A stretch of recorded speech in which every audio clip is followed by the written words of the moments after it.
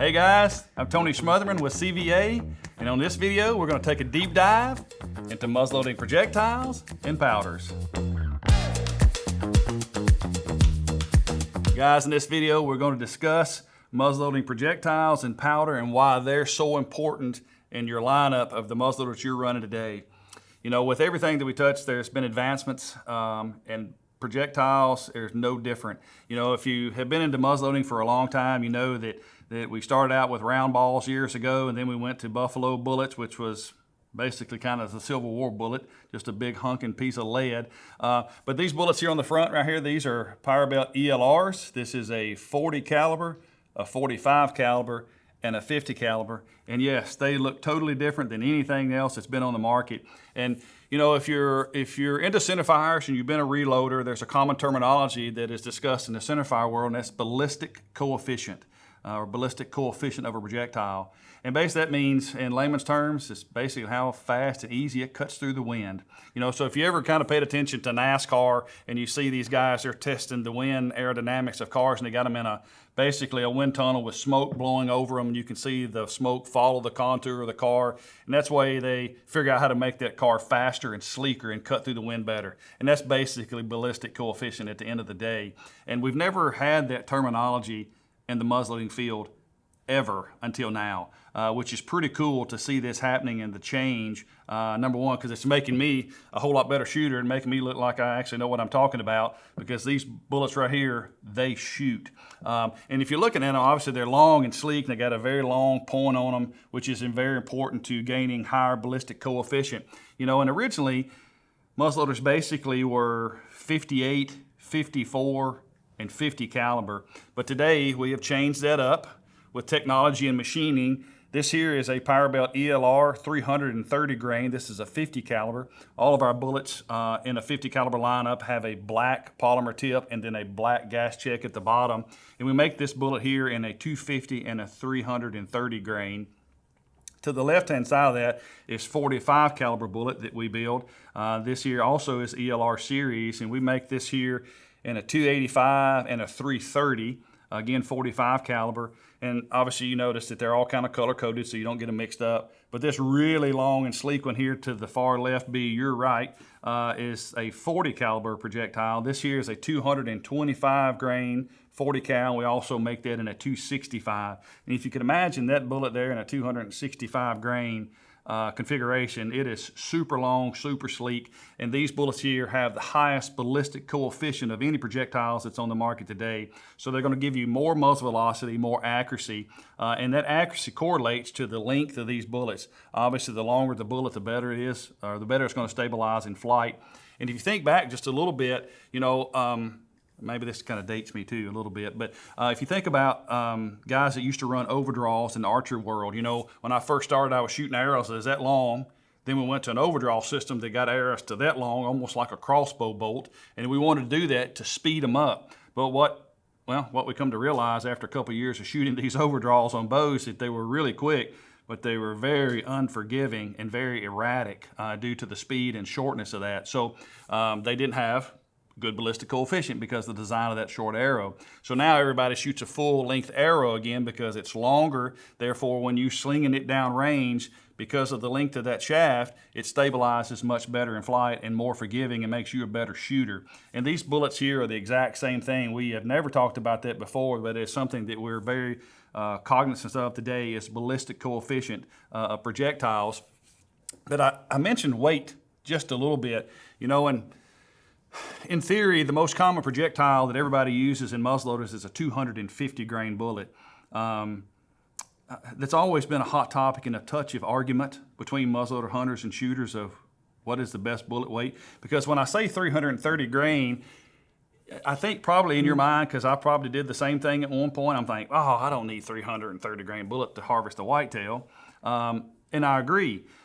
But you got to think about the heavier the bullet, more kinetic energy you're going to have. So basically more knockdown power. So the heavier the bullet, the more knockdown power you're going to have, which is very important. You know, we have one shot in a muzzleloader to make our hunt a success at the end of the day, and make our time afield and all the summer work we put into play and all the scouting and all the tree stand time that my wife and your wife probably beats on us about. But we have one bullet to make us a success. And obviously, the bigger, the heavier bullet, the more kinetic energy we have, the more knockdown power we're going to transfer into the animal, which is going to make us a better success and not have to worry about animals running off our property to the neighbor's property. But one thing to think about, too, that is really more important than the kinetic energy, which I know that is so high on the radar, which it should be. But really, the most important thing about that is like, if I'm running a 50 caliber muzzleloader, a 250 version looks just like this, it's just shorter. Now remember when I talked about short arrow shafts, long arrow shafts? A 250 grain bullet will definitely have kinetic energy, will definitely be an effective harvest of whitetail, because it's probably harvested more whitetail than anybody in the world. A 250 grain bullet has done a lot of work over the last 3 decades in the muzzleloading world. But when you talk about heavier bullets, number one, more kinetic energy, but number two, that bullet, let's think about it mechanically just a little bit. That bullet does not get fatter when it gets heavier. If it got fatter, it wouldn't go down the barrel. It's got to get longer. So a heavier bullet is always going to be longer, obviously, because it's got to get down the barrel of a 50 caliber in a 50 caliber configuration. So that bullet's going to be longer, so it's going to stabilize better in flight. But here's one thing to think about that it's very hard to justify in your mind, because gravity is a thing that we got to worry about. Because when we shoot this bullet out of this gun, it's going to have a parallax. It's going to climb up and it's going to fall down. But one thing to keep in mind, if you're concerned about shooting longer distances, which we are very capable of today with the modern advancements in muzzleloaders, a longer, heavier bullet is going to fly flatter at distance. All right, let that sink in for just a second. The heavier bullet flies flatter at long ranges. So basically, we'll do this in mechanical form to where we can think about it and see it. So you have, say we're going down the interstate, we're running 70 miles an hour. You have a Volkswagen, brand new, super lightweight, probably 50% aluminum, super lightweight. Then you have a 1965 Cadillac, AKA a land yacht that weighs 4 tons. Both of them are running at 70 miles an hour. The Volkswagen is a 250 grain bullet. The land yacht Cadillac is a 330 grain bullet. Both of them are running at 70 miles an hour down the highway. Which one do you think, when you slam on the brakes, is going to stop the fastest? Think about it. Absolutely, the Volkswagen is going to stop first, because it has less forward moving inertia. Meaning that when you slam on the brakes of that Volkswagen, because it's light, aka the 250 grain bullet, it's going to run out of steam a lot faster. So if you're concerned about 2 important things, and that's flat trajectory and kinetic energy, the heavier bullet is always going to be the better choice for you, because it does have more knockdown power. It's like Mike Tyson's fist versus mine. It's going to have more kinetic energy, and then it's going to be the Cadillac 1965 land yacht. When you get that baby rolling, it's hard to stop. So we'll say in theory, we're zeroed at 100. We have a zero with a 250 grain bullet, and we have a gun zeroed at 100 with a 330 grain bullet at 200 yards. Now, typically in theory, a 250 grain bullet is going to fall 13 inches if zeroed at 100 when it impacts target at 200 yards. It's going to fall 13 inches. The heavier bullet, you would think, because it's a lot bigger, fatter, gravity is going to pull it to the earth quicker. It is absolutely not going to do that. A 330 grain bullet that is zeroed at 100 yards is only going to fall 11 inches at 200, because it basically has so much moving mass and so much weight moving forward that it's harder to stop, like the 65 Cadillac when you slam on the brakes at 70 miles an hour. It's hard to get that son of a gun to stop. These 330 grain bullets are the same exact way. So when you go to the gun store and you're figuring out what your shooting scenario is going to be for your muzzleloader this fall, always make sure that when you're looking at all the muzzleloader bullets that's on the shelf, that you always lean towards the heavier, no matter what caliber it is that you're choosing, whether it's 40, 45, or 50. The heavier bullet's going to give you more knockdown power like Mike Tyson's fist, and it's going to be shooting flatter and harder to stop like the 65 Cadillac going down the road at 70 miles an hour. So always lean towards the heavier side of things, because it's going to do exactly what you want it to do. More kinetic energy, shoot flatter at long distance. But as we're working our way to the left here, the blue tip, the 45 caliber, again, the most common muzzleloader on the market today, because there's more available bullets for them, are 50 calibers. But so I've had the wonderful opportunity to work in the muzzleloading industry for, oh my gosh, well, over 3 decades, over 30 years right now. So that dates me a whole lot, but I have seen the rise and fall of a 45 caliber, not bullet itself, but 45 caliber muzzleloader come in and go out 3 different times. Back in the 90s, the 45 calibers come out, and they were considered the super 45 because we were running 175 grain bullets. Remember what we just talked about? Heavier bullets better. We were running 175 grain bullets in 45 caliber, and we were running them in a sabot scenario, or sabot as we most commonly know it, basically a plastic cup or sheath that bullet would sit in. And that bullet was, or that gun itself in the 45 caliber, the first time it come to fruition, was very popular because it was super fast.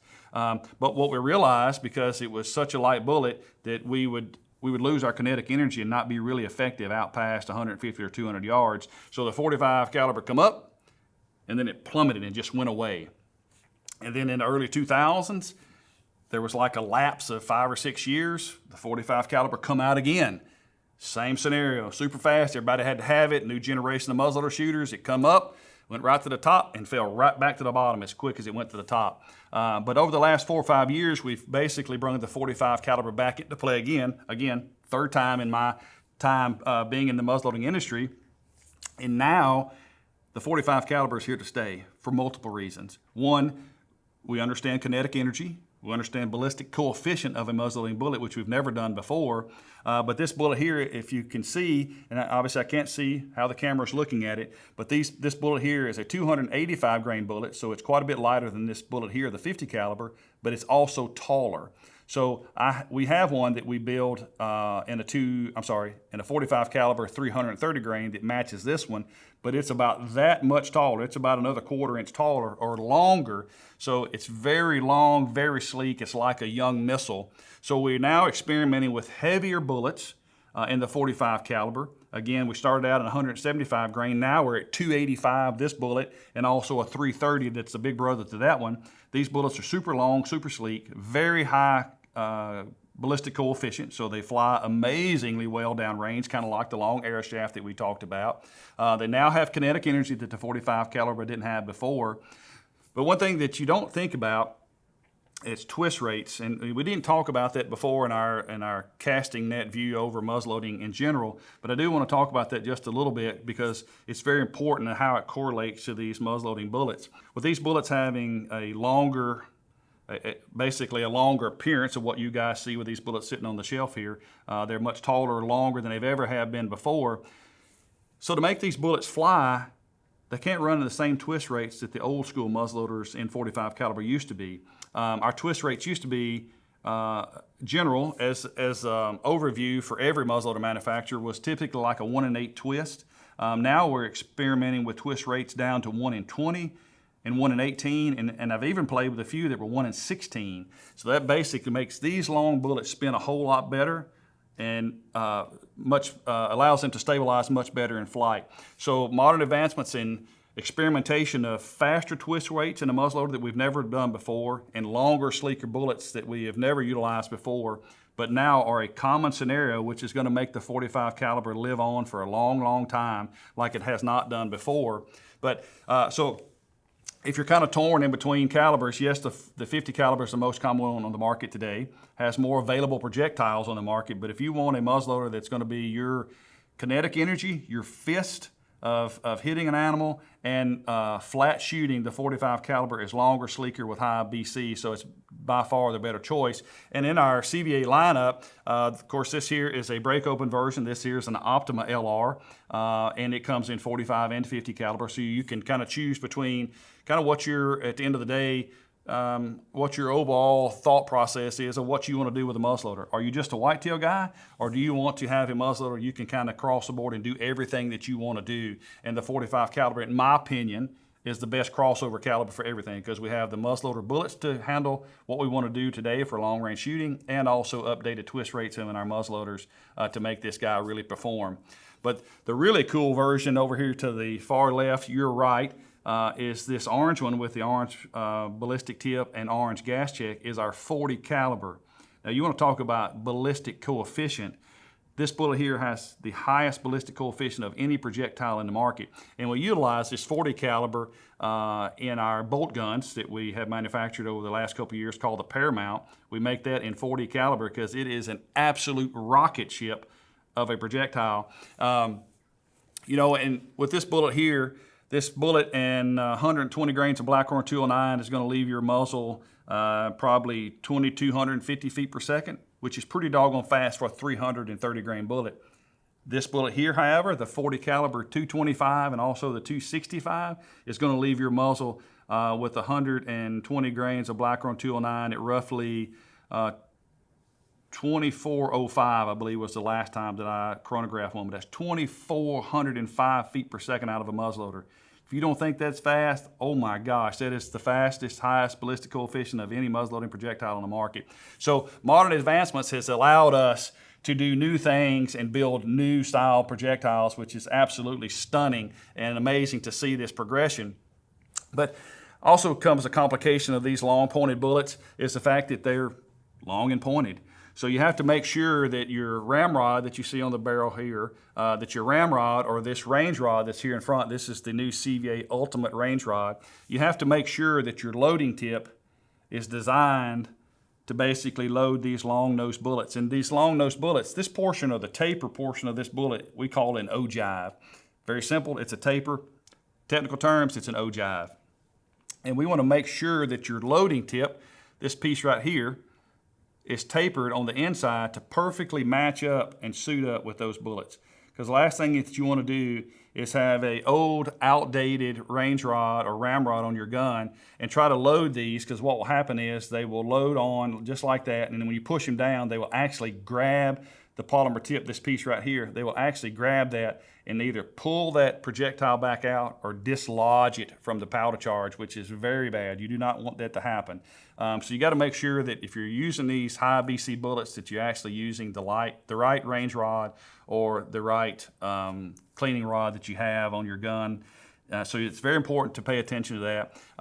And I mentioned that it could or possibly dislodge the bullet from the powder charge. I want to make sure that I touch base on that just a little bit, which is very important for me and you, safety purposes. So when you load your powder, whether it's loose or pelletized, and you pour that powder down the barrel, this portion here is your powder column. This is where your powder is going to sit.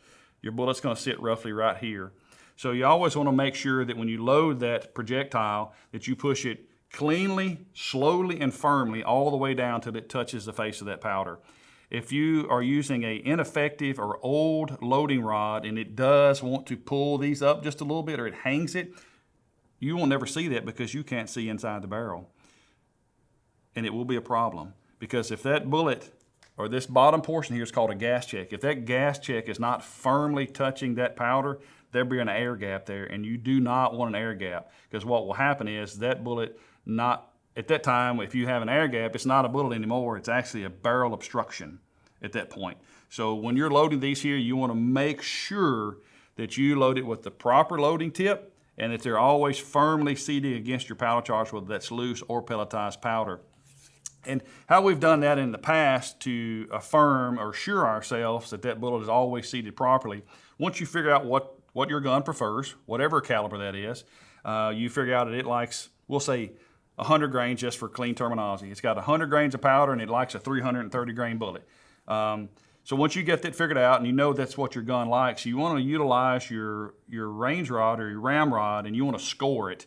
If you're using a black one like here that comes factory on this gun, typically I take my pocket knife or a flathead screwdriver, put the loading rod down the barrel and mark it so that I can look at that index mark or that score line on this ramrod. I can look at it every time and know that that bullet is firmly seated with the powder. So if you're new to this sport, very, very important. Please listen, very important. Make sure that you create a score line and you always check that to make sure that bullet is always seated against that powder charge in this portion of the powder column.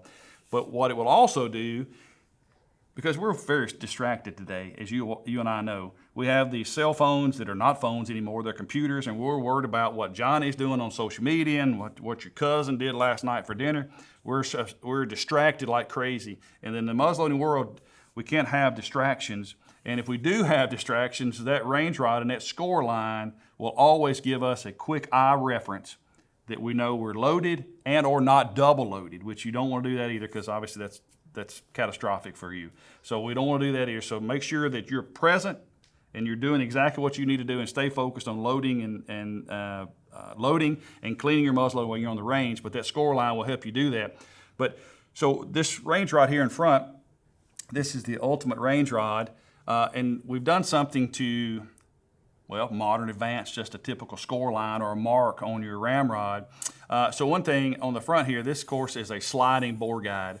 We'll talk about that in just a second, but I want to reference this piece right here. So this is a jam nut style design that can slide up and down the range rod, okay? So once I take this gun to the range, get it scoped up, get it zeroed, it likes 100 grains and a 330 grain bullet, I can in turn move this jam nut system and set it to where I want it to be, and it will always be set to that exact spot. So I know that my bullet is seated against my powder and that I'm not double loaded. But one thing this thing will also give you and make you a better and more accurate shooter is the fact that you'll get the same powder compression every time by using a system just like this, and or watching your score line on your ramrod if you don't have a range rod. So this right here will allow you to make sure that you give the same amount of compression to your powder every time back to back for consistent purposes. So let's think about it like this. So you got a black cat firecracker, okay? You lay that black cat firecracker in the palm of your hand, all right? You lay it in there, you light it, you don't squeeze it, it's just laying there. You light it up and it goes bang. It's gonna burn the palm of your hand. But if you take that same firecracker, light it, and then you squeeze it as hard as you can squeeze it, it's gonna blow a finger off. Same firecracker, different pressure.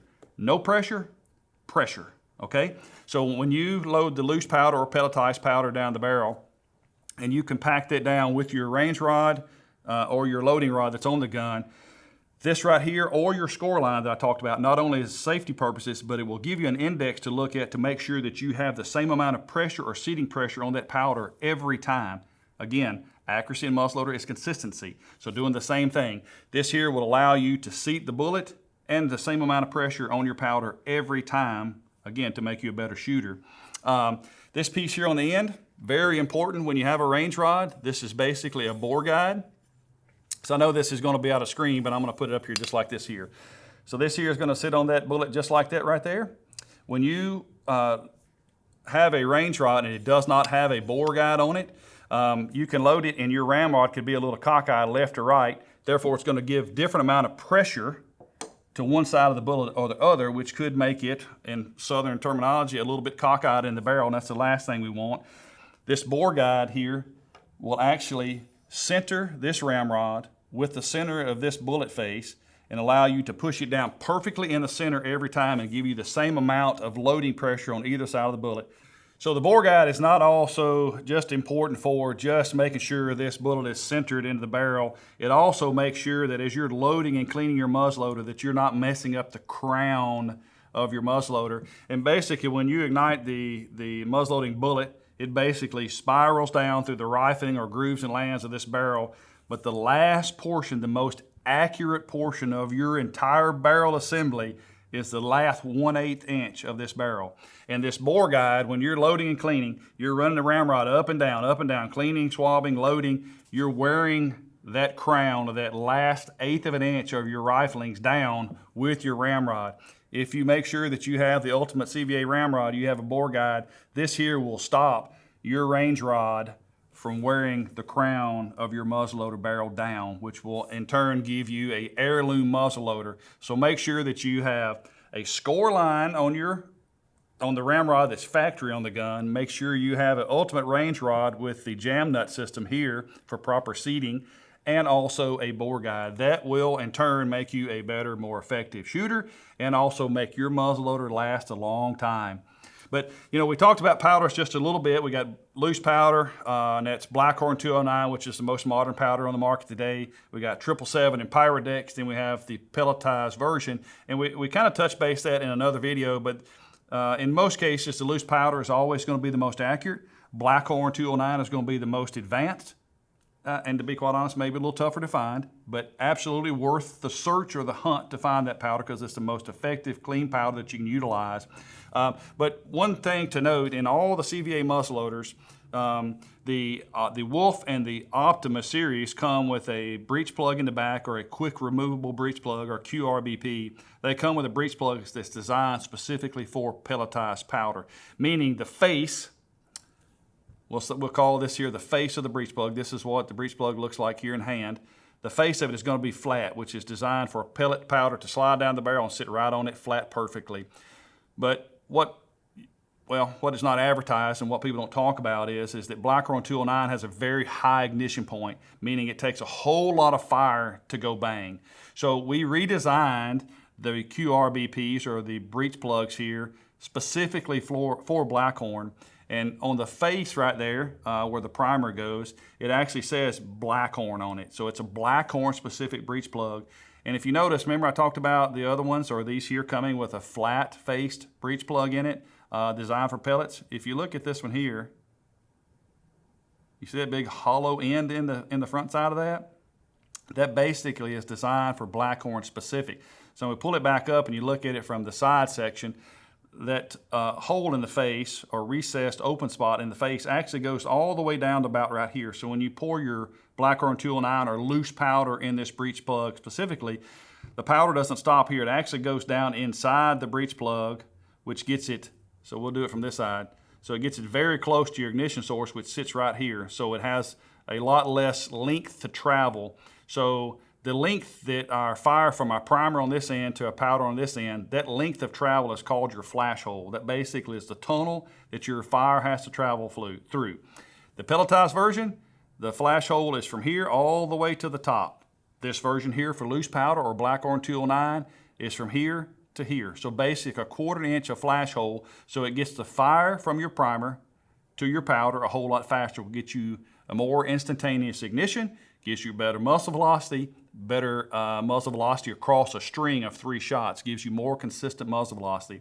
So if you're shooting loose powder, make sure in a CVA break open model that you're running a Blackhorn version that has the big open end here. That way that you have an instant ignition and do not experience what we call a hang fire, which is squeeze the trigger, click the primer, delay, and then bang. That's the last thing that you want in the muzzleloader. And this Blackhorn 209 breech plug will give you the instantaneous ignition that you need when you're running Blackhorn 209 powder. Whew, that's a whole lot, and I am so terribly sorry, but I want to make you the best doggone muzzleloader hunter and shooter that you can be. So this is a deep dive into the Powerbelt ELR series, 50, 45, and 40. Deep dive into the proper loading tools that you need to make this gun last forever and make you a better shooter, and the proper breech plug that you need to make your loose powder go bang. So for more information on anything that we've talked about here today, you can go to CVA.com.